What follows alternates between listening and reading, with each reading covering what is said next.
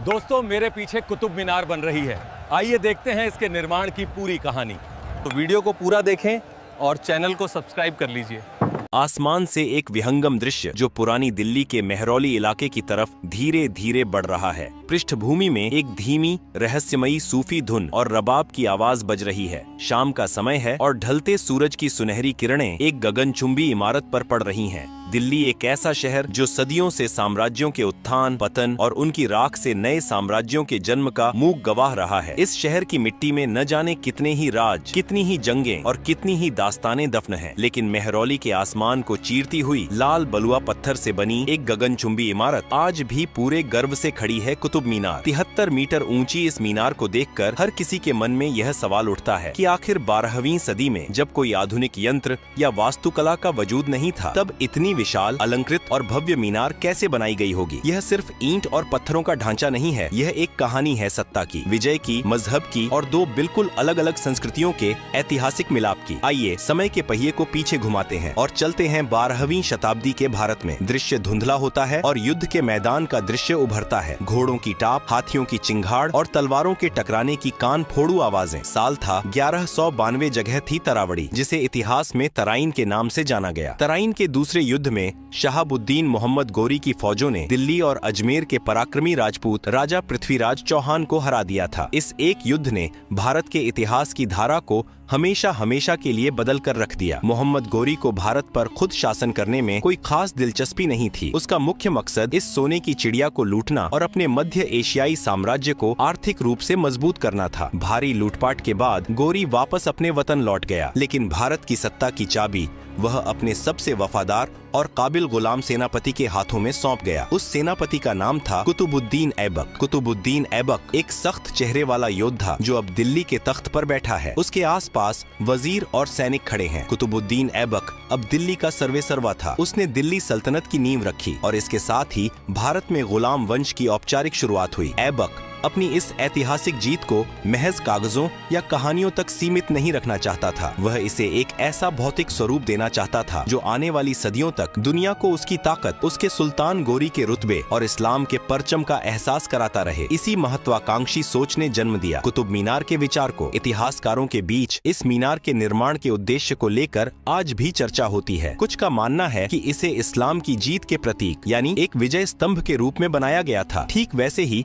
जैसे अफगानिस्तान में जाम की मीनार थी। वहीं कुछ विशेषज्ञों का कहना है कि इसका मुख्य उद्देश्य बिल्कुल व्यावहारिक था। पास ही बन रही कुव्वतुल इस्लाम मस्जिद से मुअज्जिन द्वारा अजान देने के लिए एक ऊंची जगह का निर्माण करना। इसके नामकरण के पीछे भी दो अलग अलग तर्क मौजूद हैं। या तो इसका नाम खुद कुतुबुद्दीन ऐबक के नाम पर कुतुब मीनार रखा गया, या फिर उस समय के बेहद मशहूर और पूजनीय सूफी संत ख्वाजा कुतुबुद्दीन बख्तियार काकी की याद में इसे यह नाम दिया गया। मेहरौली का निर्माण स्थल। सैकड़ों मजदूर मिट्टी खोद रहे हैं, पत्थर तोड़ रहे हैं, ऊंटों और हाथियों पर लाद कर बड़े बड़े पत्थर लाए जा रहे हैं। साल 1199 मेहरौली के लाल कोट किले के पास, जिसे कभी तोमर राजपूतों और पृथ्वीराज चौहान ने बनवाया था, एक विशालकाय इमारत की नींव खोदी जाने लगी। लेकिन एक नई और गगनचुंबी इमारत खड़ी करने के लिए भारी मात्रा में नक्काशीदार पत्थरों और मजबूत सामग्री की जरूरत थी। इतनी जल्दी नए पत्थर खदानों से निकालकर तराशना मुमकिन नहीं था। इतिहास के पन्नों में और खुद कुतुब मीनार के परिसर में लगे शिलालेखों पर यह कड़वा सच साफ साफ दर्ज है कि ऐबक के आदेश पर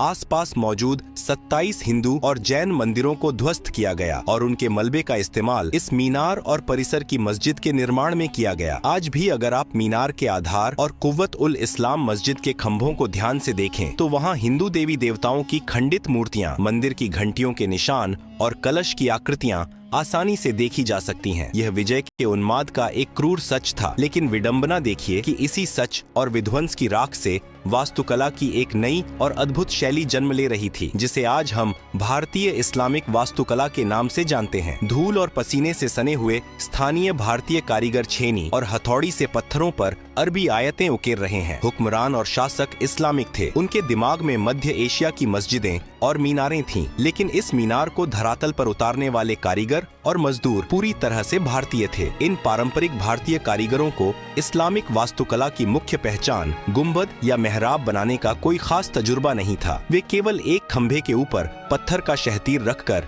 इमारतें बनाना जानते थे। जब इस्लामिक वास्तुकारों ने उन्हें अरबी और फारसी में कुरान की आयतें पत्थरों पर उकेरने का हुक्म दिया, तो उन भारतीय कारीगरों ने अपने ही पारंपरिक अंदाज में उन आयतों को तराशा। उन्होंने अरबी सुलेख के साथ साथ फूल पत्तियों, कमल और बेल बूटों की ऐसी बारीक नक्काशी बनाई जो पूरी तरह से भारतीय परंपरा का हिस्सा थी। एक तरह से पत्थर पर दो संस्कृतियां आपस में बात कर रही थीं। लाल और हल्के पीले रंग के बलुआ पत्थर के भारी भरकम टुकड़ों को जोड़कर एक अत्यंत मजबूत और विशाल आधार तैयार किया गया। मीनार के बिल्कुल निचले हिस्से का व्यास लगभग 47 हाथ रखा गया। मीनार का वजन और हवा का दबाव सहने के लिए इसे ऊपर की तरफ संकरा बनाया जाना था। पहली मंजिल का निर्माण कार्य पूरा होता हुआ विशाल छज्जों को मधुमक्खी के छत्ते जैसी शैली से सहारा दिया गया है। महीनों और फिर सालों की दिन रात की मेहनत के बाद लाल बलुआ पत्थरों से बनी एक विशाल और बेमिसाल मंजिल बनकर तैयार हो गई। इस पहली मंजिल की वास्तुकला अपने आप में एक अजूबा थी। इसमें बाहर की तरफ बारी बारी से कोणीय और गोलाकार बांसुरी नुमा नक्काशी बनाई गई। इन आकृतियों ने इमारत को एक अद्भुत त्रिआयामी रूप दिया और सूरज की रोशनी पड़ने पर मीनार पर जो छाया बनती थी वह इसके आकर्षण को 100 गुना बढ़ा देती थी। पहली मंजिल के ऊपर मुअज्जिन के खड़े होने के लिए एक बेहद खूबसूरत छज्जा बनाया गया। इस छज्जे का भार संभालने के लिए एक विशेष शैली का इस्तेमाल किया गया। मीनार की पहली मंजिल पूरे रौब के साथ खड़ी हो गई थी। ऐबक खुश था। उसका सपना आसमान छूने लगा था, लेकिन इंसान के बनाए मंसूबों पर मुहर हमेशा वक्त लगाता है। कुतुब मीनार को मुकम्मल होते देखने का ऐबक का सपना अधूरा ही रह गया। साल 1210 ईस्वी में लाहौर के मैदान में चौगान खेलते हुए कुतुबुद्दीन ऐबक अपने घोड़े से बुरी तरह गिर पड़ा। घोड़े की काठी ऐबक के सीने में जा घुसी और इस अचानक हुए हादसे में दिल्ली के पहले सुल्तान की मौत हो गई। ढलता हुआ सूरज, मेहरौली के आसमान के नीचे अधूरी खड़ी कुतुब मीनार की पहली मंजिल एक वीरान और खामोश अवस्था में खड़ी है। हवा के झोंके झरोखों से होकर गुजर रहे हैं। ऐबक की अचानक मौत के साथ ही कुतुब मीनार के निर्माण का काम भी एक झटके में ठप पड़ गया। जो जगह कल तक हजारों मजदूरों की आवाजों और छेनी हथौड़ी की खनक से गूंज रही थी, वहां अब एक मनहूस सन्नाटा पसरा था। मेहरौली के वीरान आसमान के नीचे लाल पत्थरों की वह एक मंजिल कई सालों तक यूं ही अधूरी खड़ी रही। हवाएं आती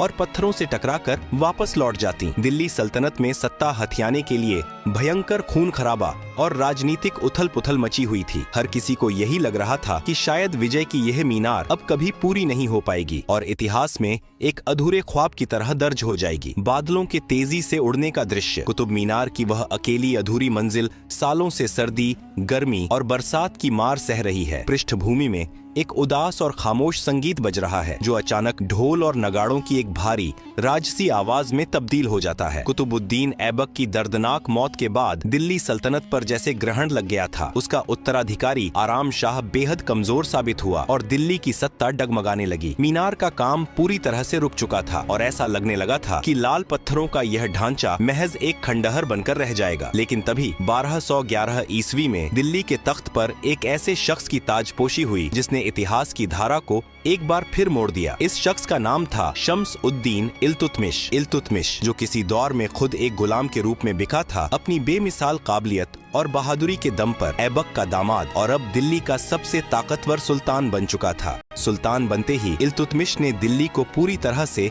अपनी राजधानी के रूप में स्थापित किया। जब उसकी नजर मेहरौली के आसमान को ताकती उस अधूरी इमारत पर पड़ी तो उसने फैसला किया कि उसके ससुर और आका का यह ख्वाब अधूरा नहीं रहेगा। सुल्तान इल्तुतमिश शाही लिबास में अपने फारसी वास्तुकारों और भारतीय कारीगरों के साथ कुतुब परिसर का मुआयना कर रहा है। वह मीनार के शिखर की तरफ हाथ से इशारा करता और काम दोबारा शुरू करने का फरमान जारी करता है। इल्तुतमिश केवल उस मीनार को पूरा ही नहीं करना चाहता था, बल्कि वह उसे उन बुलंदियों तक ले जाना चाहता था जिसकी कल्पना शायद ऐबक ने भी नहीं की थी। लेकिन एक अधूरी इमारत पर आगे का निर्माण करना कोई आसान काम नहीं था। 13वीं सदी की शुरुआत का वह दौर जब न कोई आधुनिक मशीन थी और न ही कोई यंत्र। ऐसे में सैकड़ों हाथ ऊपर कई टन वजनी पत्थरों को पहुंचाना अपने आप में एक चमत्कार से कम नहीं था। निर्माण स्थल पर मजदूर बांस और लकड़ी के विशाल ढांचे तैयार कर रहे हैं। हाथी और खच्चर रस्सियों के सहारे बड़े बड़े चक्कों से भारी पत्थरों को ऊपर खींच रहे हैं। उस दौर के वास्तुकारों ने एक कमाल की तरकीब निकाली। मीनार के चारों तरफ मिट्टी और ईंटों का एक बहुत लंबा और घुमावदार रास्ता बनाया गया। हाथियों और बैलों की मदद से मोटे रस्सों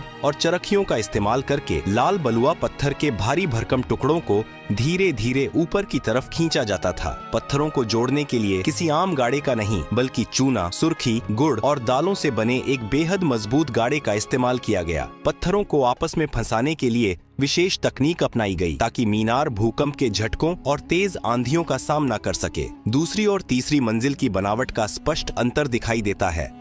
ऐबक ने जो पहली मंजिल बनाई थी उसमें कोणीय और गोलाकार दोनों तरह की बांसुरी नुमा नक्काशी थी, लेकिन इल्तुतमिश के वास्तुकारों ने इसमें एक लयबद्ध बदलाव किया। इल्तुतमिश द्वारा बनवाई गई दूसरी मंजिल में केवल गोलाकार नक्काशी रखी गई, जो देखने में बेहद चिकनी और सौम्य लगती थी। इसके ठीक ऊपर तीसरी मंजिल में केवल कोणीय यानी तिकोनी नक्काशी बनाई गई। यह ज्यामिति का एक ऐसा अचूक खेल था जिसने इस इमारत के सौंदर्य को चरम पर पहुंचा दिया। इन मंजिलों को अलग करने के लिए जो छज्जे बनाए गए वे वास्तुकला की एक अलग ही दास्तान सुनाते हैं। इन छज्जों को सहारा देने वाली नक्काशी को भारतीय कारीगरों ने इतनी बारीकी से तराशा था कि नीचे से देखने पर वे किसी खिले हुए कमल या मधुमक्खी के छत्ते जैसे लगते थे। मीनार के अंदर संकरी, घुमावदार और अंधेरी सीढ़ियों का दृश्य। दीवारों पर छोटी छोटी खिड़कियां बनी हैं, जिनसे सूरज की किरणें अंदर आ रही हैं। कुतुब मीनार केवल बाहर से ही भव्य नहीं थी, इसकी आंतरिक संरचना भी बहुत भव्य थी। इतिहास की किताबों के पन्ने शायद धूल खाकर धुंधले पड़ जाएं, लेकिन दिल्ली की सरजमीन पर खड़ी यह आसमानी मीनार आज भी अपनी दास्तान पूरी बुलंदी के साथ सुना रही है। यह महज ईंट और गारे का कोई बेजान ढांचा नहीं, बल्कि भारत के बदलते दौर, सुल्तान के उत्थान पतन और कुदरत के थपेड़ों की एक मूक गवाह है। वक्त की बेरहम गर्दिश ने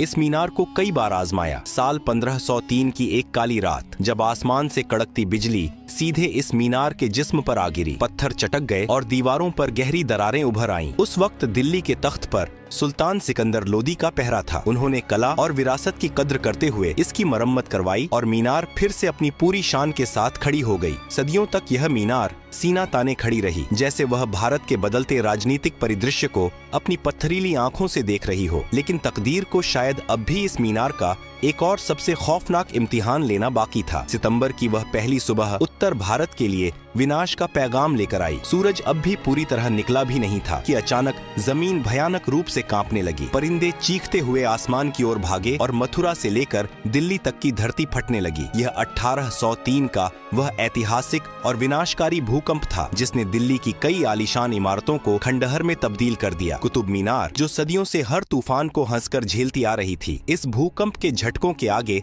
बेबस नजर आई। मीनार की नींव हिली, दीवारों में गहरे घाव हुए और सबसे दुखद यह हुआ कि फिरोज शाह तुगलक द्वारा बनवाई गई वह नक्काशीदार खूबसूरत छतरी टूटकर जमीन पर आ गिरी और चकनाचूर हो गई। फिरंगी हुकूमत और एक मूर्खतापूर्ण भूल भूकंप के बाद जब धूल शांत हुई तो दिल्ली का मंजर बदल चुका था। मुगलों का सूरज डूब रहा था और लाल लिबास पहने अंग्रेज अधिकारी घोड़ों पर सवार होकर सत्ता के केंद्र में आ चुके थे। जब विदेशी हुकूमत ने इस जर्जर और टूटी हुई मीनार को देखा तो उन्होंने इसे अपनी प्रतिष्ठा से जोड़ लिया। वे दुनिया को दिखाना चाहते थे कि वे भारतीय विरासत के रक्षक हैं। साल 1828 में एक विदेशी अधिकारी मेजर रॉबर्ट स्मिथ को इस मीनार की मरम्मत का जिम्मा सौंपा गया। उस अधिकारी ने मीनार की नींव और दरकती दीवारों को तो बहुत ही कुशलता और मजबूती दी, लेकिन जब बात इसके सबसे ऊपरी शिखर की आई तो उसने वास्तुकला के इतिहास की सबसे बड़ी भूल कर दी। उसने पुरानी टूटी छतरी की जगह एक बिल्कुल नई संरचना बनाई, लेकिन यह नई छतरी भारतीय इस्लामिक वास्तुकला के किसी भी नियम पर खरी नहीं उतरती थी। यह एक अजीब सी छतरी नुमा बनावट थी जो राजपूत महलों या हिंदू मंदिरों के मंडप जैसी दिखती थी। जैसे ही यह छतरी मीनार के ऊपर रखी गई, यह पूरी इमारत पर एक भद्दे और बेमेल पैबंद की तरह लगने लगी। वास्तुकला के जानकारों और इतिहासकारों ने इसकी कड़ी आलोचना की और इसे एक मूर्खतापूर्ण भूल का नाम दिया। यह बेतुकी छतरी लगभग 20 सालों तक कुतुब मीनार के सिर पर एक बेमेल ताज की तरह बैठी रही। साल 1848 में जब तत्कालीन विदेशी महाशासक लॉर्ड हार्डिंग ने कुतुब मीनार का दौरा किया और इस बेमेल छतरी को देखा तो वे अपनी नाराजगी छिपा न सके। उन्होंने फौरन इसे मीनार के शिखर से नीचे उतारने का फरमान जारी कर दिया। वास्तुकारों और मजदूरों ने सावधानी से उस पूरी संरचना को नीचे उतारा। आज भी अगर आप कुतुब परिसर में जाएं तो मीनार के मुख्य प्रवेश द्वार से कुछ ही दूरी पर हरे भरे घास के मैदान में लाल पत्थरों से बनी वह अनाथ छतरी आपको जमीन पर रखी हुई मिल जाएगी। वह छतरी आज भी उस दौर की एक दिलचस्प गवाही देती है जब एक विदेशी अधिकारी ने अपनी नासमझी में सदियों पुरानी वास्तुकला से छेड़छाड़ करने की कोशिश की थी। कुतुब मीनार की यह दास्तान केवल एक गगनचुंबी इमारत तक सीमित नहीं है। यह पूरा परिसर अपने आप में रहस्यों और अजूबों का एक खुला संग्रहालय है। मीनार के ठीक साए में कुव्वत उल इस्लाम मस्जिद के आंगन में खदिदिधा है 4वीं शताब्दी का लौह स्तंभ। इसे संभवतः गुप्त साम्राज्य के सम्राट चंद्रगुप्त द्वितीय विक्रमादित्य ने बनवाया था। यह धातु विज्ञान का एक ऐसा विश्वव्यापी चमत्कार है जो 1600 सालों से खुले आसमान के नीचे दिल्ली की सर्दी, गर्मी और बारिश सहने के बावजूद आज तक जंग का शिकार नहीं हुआ है। एक तरफ 12वीं सदी की विशाल पत्थर की मीनार और दूसरी तरफ कभी न जंग खाने वाला यह प्राचीन स्तंभ। यह परिसर दो अलग युगों और तकनीकों का एक अद्भुत संगम है। यहीं पास में इंसान के गुरूर और उसकी अधूरी ख्वाहिशों की एक और गवाही मौजूद है। अलाई मीनार। 14वीं सदी में जब महत्वाकांक्षी सुल्तान अलाउद्दीन खिलजी ने कुतुब मीनार से भी 2 गुनी ऊंची मीनार बनाने का ख्वाब देखा तो काम शुरू हुआ, लेकिन वह सिर्फ एक बुनियादी ढांचा ही खड़ा कर पाया था कि उसकी मौत हो गई। उसका गुरूर उसी मलबे में दफन हो गया। अलाई मीनार आज भी हमें यह सिखाती है कि इंसान के मंसूबे चाहे कितने भी ऊंचे क्यों न हो, वक्त और कुदरत के आगे हर किसी को झुकना ही पड़ता है। विरासत का अमर पन्ना आज अपने भीतर 379 घुमावदार सीढ़ियों के सफर को समेटे हुए यह मीनार विश्व धरोहर का गौरव है। यह कुतुबुद्दीन ऐबक का देखा हुआ एक सपना था जिसे इल्तुतमिश ने आसमान तक पहुंचाया, जिसे फिरोज शाह तुगलक ने नया रंग दिया और जिसे बनाने में अनगिनत गुमनाम भारतीय कारीगरों ने अपना खून पसीना बहाया। शाम के वक्त जब मीनार पर लगी पीली रोशनियां जल उठती हैं, तो यह रात के अंधेरे में सोने की तरह दमकने लगती है। पृष्ठभूमि में उभरती सूफी कव्वाली और रबाब का जादुई संगीत इसे एक रूहानी एहसास देता है। इसने साम्राज्यों को बनते और राख होते देखा है, तलवारों की झंकार सुनी है और सूफियों के सुकून भरे कलाम भी। यह दो संस्कृतियों के मिलन का सबसे ऊंचा प्रतीक है। वक्त गुजरता जाएगा, सदियां बदलेंगी, लेकिन जब तक दिल्ली का यह आसमान रहेगा, लाल पत्थरों की यह दास्तान पूरे फख्र के साथ सीना ताने खड़ी रहेगी।